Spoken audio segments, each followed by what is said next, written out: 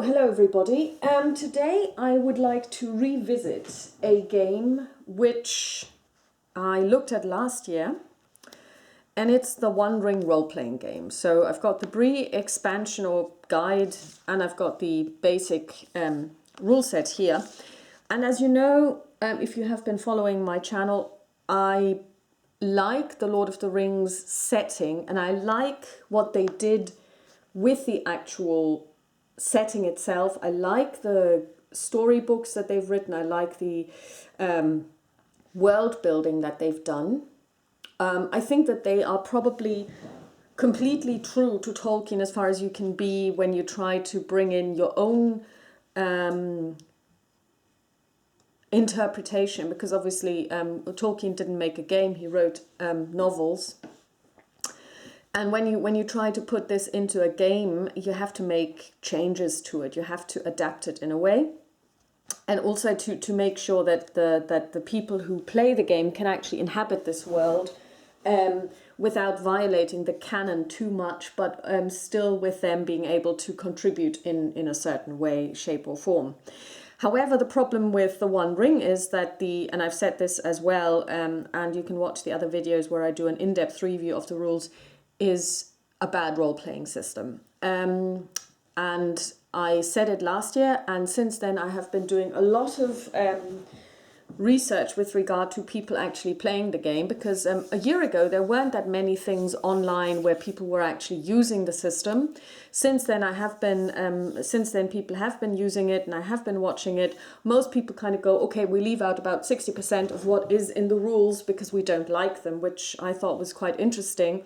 And when you then watch people play it, especially if they are really experienced GMs and players, you realize that the system itself stands in the way of storytelling.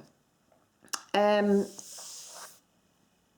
I don't want to give up on the story that lies behind it, but get rid of the mechanics. Also, I don't really have anyone to play this with, because I'm playing DSA in my groups and other things, and I don't want to actually start playing this with other people, because I'm not sure where I'm going with this. So I thought, there is such a thing as solo RPGing.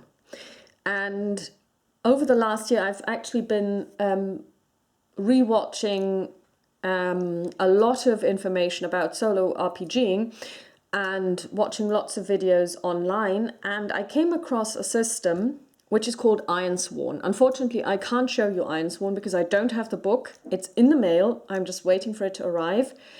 But Ironsworn is a game system which you can use either with a GM, so it's called guided, or you can play it cooperatively, or you can play it solo. So you have a game system that actually was written with the idea in mind that the person or people playing would not be guided by anyone. So I thought, okay, maybe it's possible to solo in the world of the Lord of the Rings, but what I need is a system that I can use. And the system provided by the One Ring doesn't lend itself to being soloed. I think it doesn't even lend itself to being role-played, because it's, like I said, it's a board game.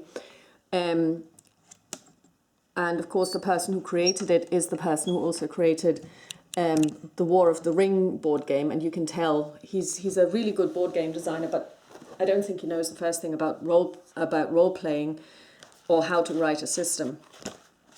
So I've decided to use the Ironsworn rules to try and play Adventures in Middle-earth. So first of all, why did I choose Ironsworn? Well, there are a couple of things. Number one, Ironsworn lends itself to this because it was written for the solo role player. Secondly, I like the mechanics, and I like the way a lot of things are abstracted. Thirdly, a lot of the things in Ironsworn reminded me of things in the One Ring. So, for example, you have vows. Well, you don't have vows in the One Ring, but you have this idea of, there is destiny, there are things that you need to do. There is such a thing as the fellowship, as being with people, with, like trying to be part of the larger world. You have this in Ironsworn as well, where you can where you can forge bonds. And of course, and when you play solo, you need an apparatus that will allow you to bring about change that isn't brought about by the GM, but is brought about by fate. So you need oracle tables. And of course, I think Ironsworn has probably one of the best, not maybe the best, because I don't know as many, but I do know some oracle tables and some oracles that you can use. And I think that Ironsworn basically lends itself to this. Also, Ironsworn brings with it a world that isn't that magical. There is magic, but it's kind of like remote in a way. And the same goes for the One Ring. And of course for Middle Earth, where there is magic, but it's very remote. It only allows for playing as a human being, which is fine because I don't want to play other races anyway, so that's not a problem. And it comes with monsters. Now, the problem about the One Ring, and I'm not the only one who has been complaining about this, is there are monsters, well, or adversaries, but they don't have a challenge rating. Now, for those of you who know D&D, a challenge rating is basically a figure that tells you, it's usually a number, that tells you how difficult it is to fight a certain enemy. And that's quite important when you send a group in and you try to present adversaries to them. You don't want to have a TPK every single time, at least not me, I don't want this. So it is important to know how hard a monster or an adversary is to overcome. And for this, they've got CR's challenge ratings. Now, DSA doesn't have those either, and I really, really didn't like it, and it took me a while to get round this, but that comes with experience. Now, the One Ring doesn't have this either, but they really, really have very, very serious adversaries, and I tried to find out about this, and I got a response from somebody, and they said, well, this has been something that people have been complaining to the One Ring guys about. And there was a long discussion on one of the forums, but when GDPR came into force, the One Ring decided to purge all of their forums, so there was no information available anymore. And he said he had those, but he only had it for one enemy, and that was a wolf. And the wolf is actually the one that I don't need any information about, because I can tell by myself how difficult it is to overcome them. But of course, then again, in Tolkien, fighting does happen, but usually it's large battles like the Pelennor Fields. So this one-to-one or this like kind of skirmish, a party against a couple of enemies is very, very limited in scope. It doesn't happen very often. And of course, also, it may not be the most important part of the One Ring, but when you play, you do want to have some challenges to overcome, and fighting is something that does happen. I don't know a single role-playing system, and I've played dozens, where you don't have some form of fight. And it can be social combat, but it will be combat. However, Ironsworn does come with a list of enemies and how to use them. So that's going to be something that I need because, so for example, I know that they have a spider. I know that they have a wolf. I'll have to check if they've got trolls. But, you will be able to use those stats, as limited as they are, in this game. So what we're going to do is first we're going to build a character in Ironsworn. So for this, I've got a character sheet here. And in Ironsworn, you have 5 stats: edge, heart, iron, shadow, and wits. And they stand for different abilities, which I really like, because in that way, it is quite like the One Ring, where you also have only a couple of stats. And I think I've got so you have body, heart, and wits, interestingly enough. And then you have things that are derived from those: persuade, stealth, blah, blah, blah. So in a way, these things kind of, I think, work together nicely. Then, of course, you also have things like the bonds, which you have to decide on, vows, and how the level of the vow, I guess, from troublesome up to epic. You have health, as a stat, you've got spirit as a stat, and you've got supply, which I really like. I think this is a very interesting mechanic. And then you've got your momentum. So momentum can be used in certain ways. And of course, you've got experience. Then you've got different conditions: wounded, unprepared, shaken, encumbered, maimed. So these are conditions. And you've got banes, maimed and corrupted, burdens, cursed and tormented. So I think that this is bare bones, but it is kind of, it gives you what you need, really. You don't really need more than that, especially when you're trying to reflect back to the One Ring, where you also have very few stats and where lots of things are kind of very abstracted. So, and then you have paths and rituals and talents, which basically, they're called assets, which make up your or which contribute to the making of your hero. So, for example, rituals are what you would expect. They are more like magic, which I won't be using. Then you've got combat talents. You've got paths that basically describe what you do, and you can also have companions. Now, I don't want to play with companions because I always kind of like go, oh my god, this is terrible. What if they die? You know, I find this always very, very traumatic. And interestingly enough, some of these also exist, at least by name, in the One Ring. So, for example, the Slayer exists. So I found that really, really interesting. To see that a lot of this in Ironsworn, and I'm not implying for a second that Ironsworn basically took the One Ring and just basically stripped off some of the chrome and just basically then came up with their own thing. I'm not saying that at all, but I think that from a, let's say from a background idea, I think they have things in common. So, when you create a hero in Ironsworn, and for this I have to refer back to my laptop where I have the PDF. And by the way, Ironsworn and all of its materials are free to download. You don't have to pay a thing. They are free to download. All of this I downloaded for free and I printed it off.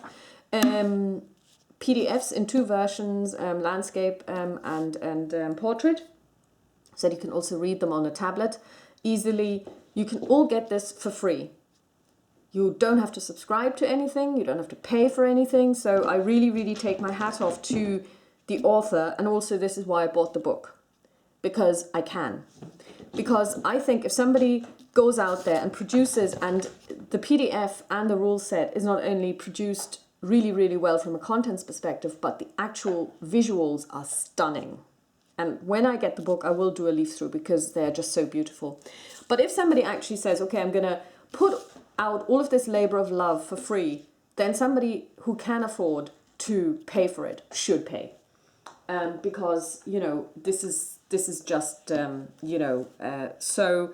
so incredible. I was just in awe the first time I saw it. I couldn't believe my eyes because it is a hugely interesting venture.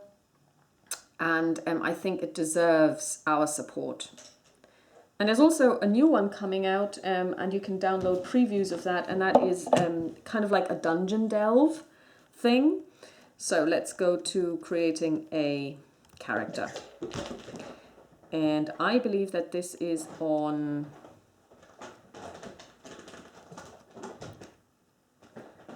page 31.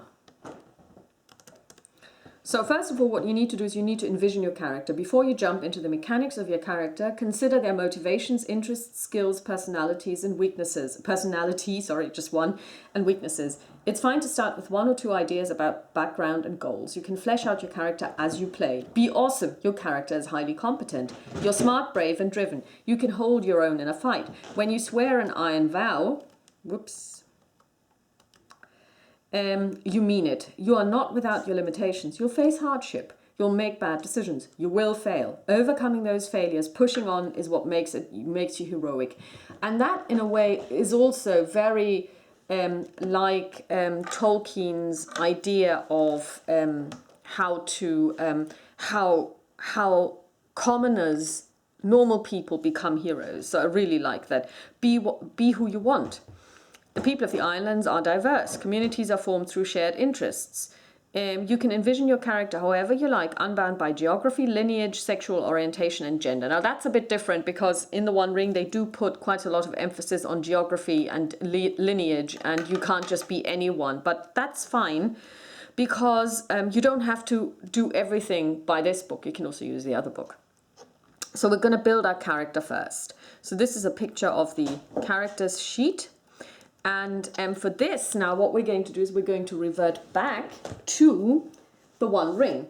And what are we going to play? Well, I have always been totally enamored of Bree. And to be exact, the parts of Bree that we don't know anything about. And the Bree land map is here. So when you read The Lord of the Rings, you learn about Bree, which is the town here. So this is the east road that takes you to the Shire. This is the Old Forest where we have the Tom Bombadil episode. The Barrow Downs are down here. So basically, this is Bree. This is the Greenway, which leads up to Fornost. And here you've got the Shire over here, and you've got the east road that leads you all the way over there.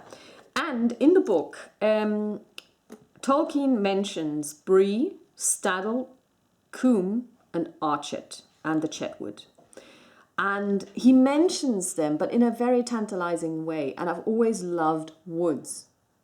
I've always loved walking in the woods. I've always loved experiencing woods. And I always wanted to know more about the Chetwood. I always wanted to know more about the people that live there and what it's like. And I thought, this is it's a forest that is bigger than the Old Forest. Almost as big as the Old Forest. So surely there must be something that we can do here. And indeed there is. And you can also play men of Bree. And in this case, men isn't males, but human beings, as opposed to hobbits or elves. And so what we're going to do is we are going to create a Breelander. And now I just need to take a look at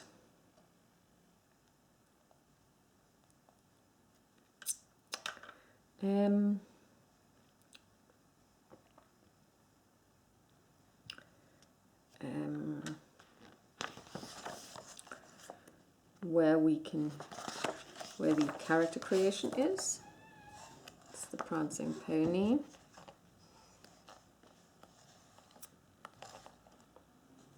So you see, I've never played, I have played Choose Your Own Adventures, but the older I get, the less interesting I find them.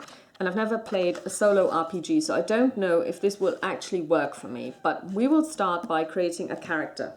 And if it doesn't work, then it's not because of Ironsworn or the One Ring. Then it's just because I'm not a solo RPG player. Okay, so basically the people of Bree, according to their own tales, they were the descendants of the first men that ever wandered into the west of the Middle World. Few had survived the turmoils of the elder days, but when the kings returned again over the Great Sea, they had found the Bree men still there, and they were still there now, when the memory of the old kings had faded into the grass. The small region of Breeland is perhaps all that remains of the vanished kingdoms of Eriador, a little island of civilization in the midst of the great deserted wilderness. The area takes its name from its chief village, the town of Bree. The great mound of Bree Hill has sheltered its houses from the cold north winds since time immemorial, there were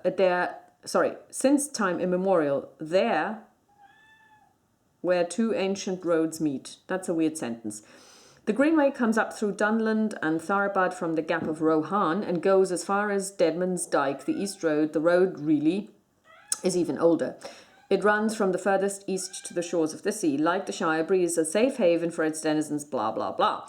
The other three villages, the farming village of Staddle, Coombe to the east, and Archet in the Chetwood, and this is where we're from, and this is our newest addition. This is Hugo, a tiny kitten that found us. Well, he's not so tiny now. He's 1.68 kilograms.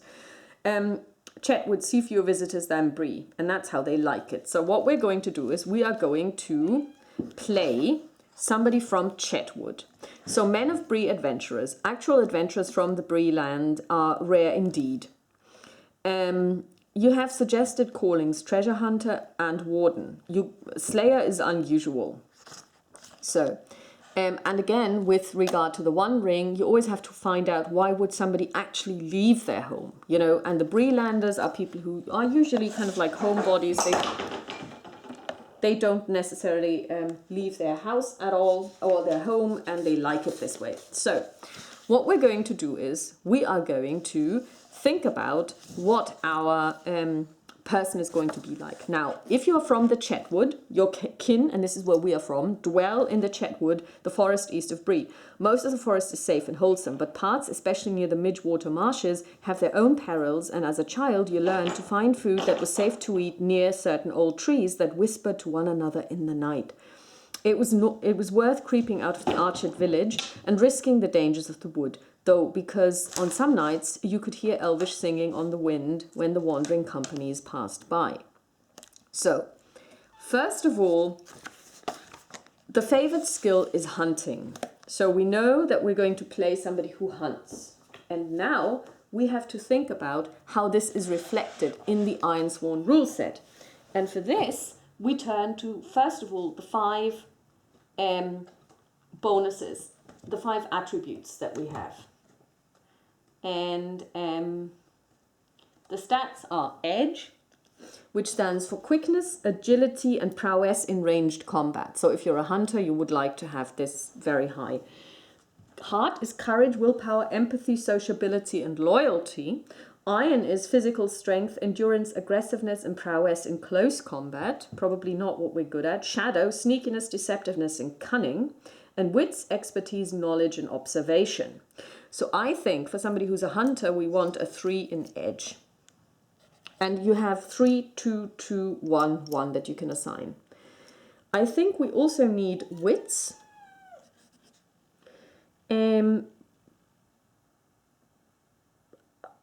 We're probably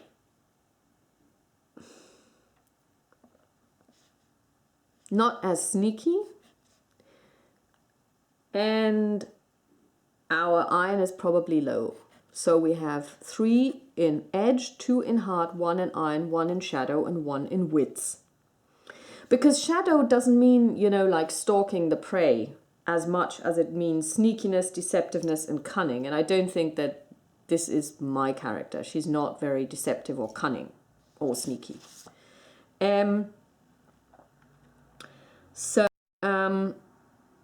Now it says here that they can choose 2 traits from those listed. Cautious, clever, curious, determined, patient, reckless, robust, and suspicious. Now, of course, we don't have those, but what we do have is we have our paths. And so now what we're going to do is we're going to look at things that we think this character from the woodlands, well, actually not from the woodlands, but from the Chetwood would have. So,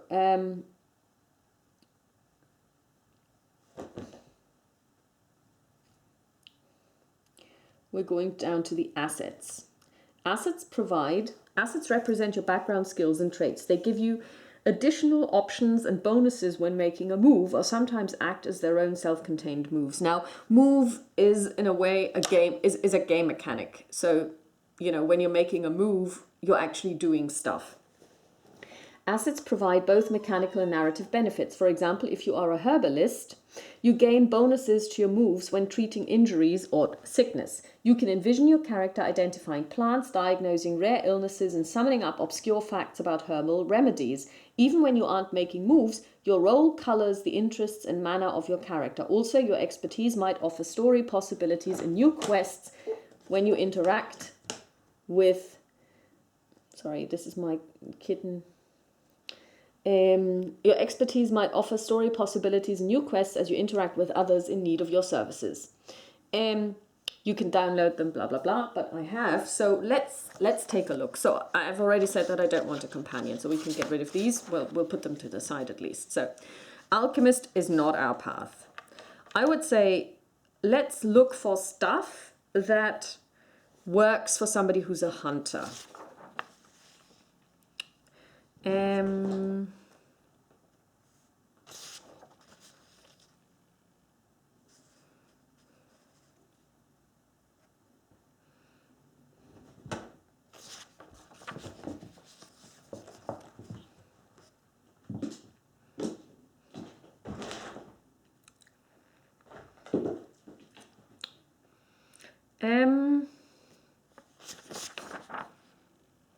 well, let's maybe start with a combat talent. Let's see if we've got anything that is to do with ranged.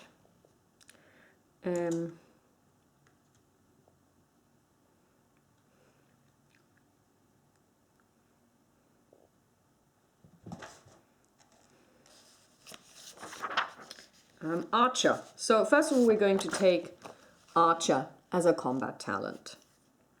If you wield a bow, which we do, when you secure an advantage by taking a moment to aim, choose your approach and add +1. Trust your instincts. Roll plus wits. What's our wits? Wits is 2. And take +2 momentum on a strong hit. Line up your shot, roll plus edge, and take +1 momentum on a hit. Once per fight, so this is the basic thing that we have. So if this doesn't make any sense to you, and it doesn't make any sense to me either, that's because these are rule mechanics that are being described. But we will take combat talent Archer. So we're just going to note this down on the back.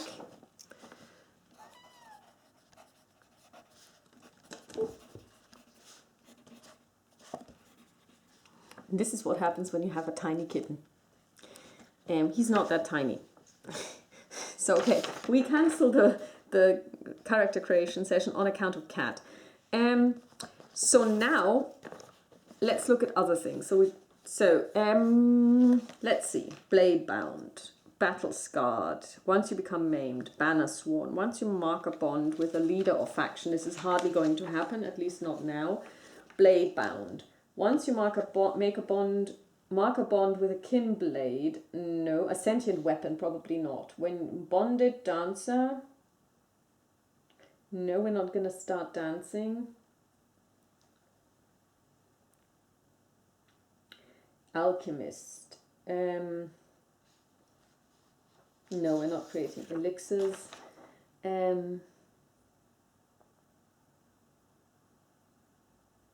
Empowered, no. Fortune hunter. Herbalist.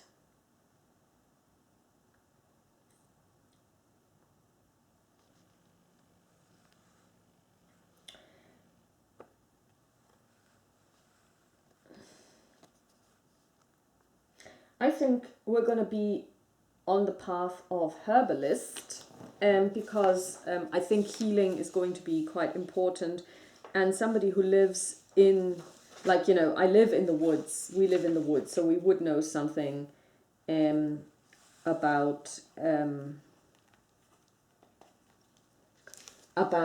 plants as well. And then let's see, infiltrator, no. Improviser, oathbreaker, pretender, outcast, revenant. Once you've been corrupted, ritualist, rider,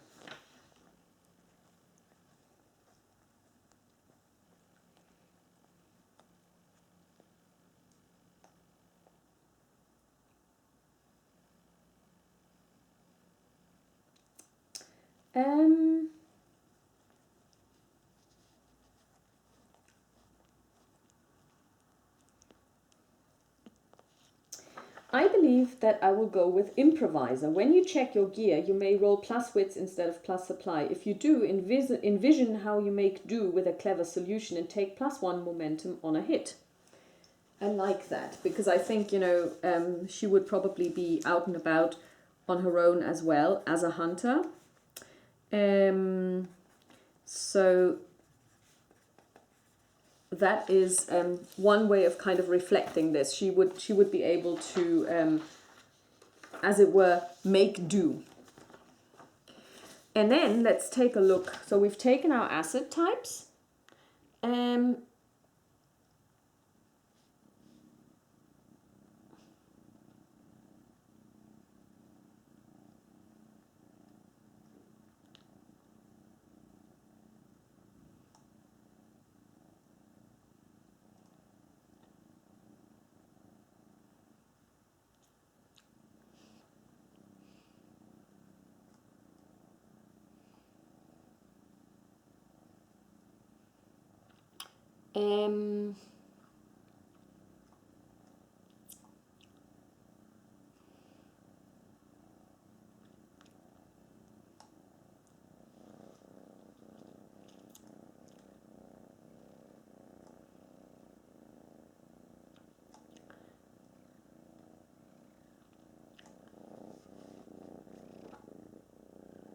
Okay, so now what we need to do is we need to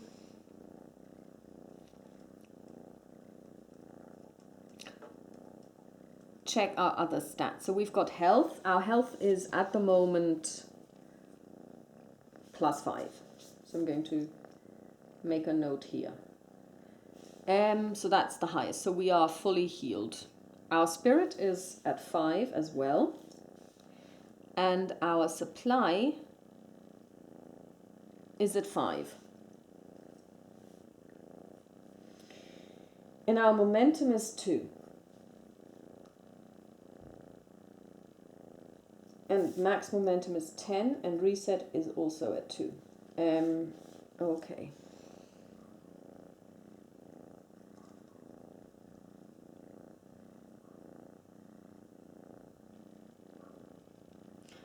Okay, so we don't have any debilities yet. That's good. So now we need to take the next step. And the next step is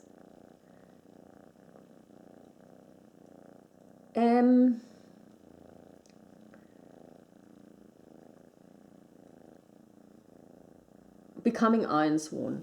In your first session, envision your current situation. Something has happened or is about to happen which puts you on the path of the Ironsworn. This is your inciting incident. Make it personal. Give it teeth. It's not a situation you can just walk away from. You must set things right. And this is what we're going to do in the next session, because for this I will have to read through the Brie manual to see what could possibly happen that incites the person that I'm playing. Now let's see.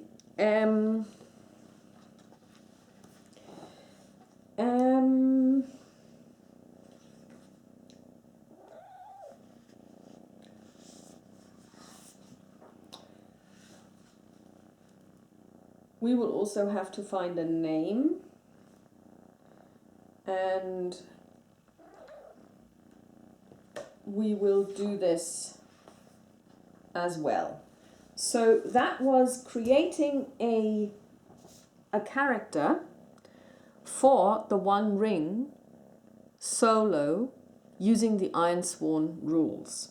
So far, I think it is actually going quite nicely, because I like I said, when I first heard about Ironsworn, when I first familiarized myself with the rule set, I realized that it would lend itself for the One Ring, or to the One Ring. So we will see how this commences, and I will keep doing this over the next couple of weeks. So I'll talk to you soon. Bye-bye.